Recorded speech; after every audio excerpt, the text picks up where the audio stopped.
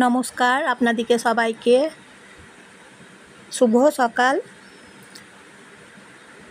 Bread মালাই বানিয়ে নিচ্ছি। পাউরুটি দিচ্ছি, পাউরুটি গোল করে সাইজ করে কেটে নিয়েছি। তারপর পাউরুটিগুলো দু পিঠ সেঁকে নিচ্ছি বাটার দিয়ে। তারপরে 5 টাকার দুধ, গুঁড়ো দুধ দিয়ে গুলে নিচ্ছি। সেঁকে নিলাম, তারপরে গুঁড়ো দুধ ঢেলে দিচ্ছি পাউরুটির ওপরে।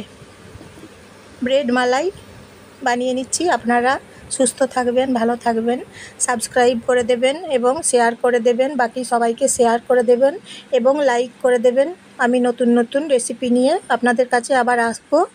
কেমন লাগছে জানাবেন, আমার রান্না রেসিপি, আমার ভিডিও কেমন লাগছে বলবেন। নতুন নতুন রান্নার রেসিপি নিয়ে চলে আসবো। আর বেদানা ওপরে দিয়ে সাজিয়ে দিয়েছি, গার্নিশ করেছি। ব্রেড মালাই বানিয়ে নিলাম। খুব কম সময়ে কম উপকরণ দিয়ে খুব তাড়াতাড়ি বানানো যায়।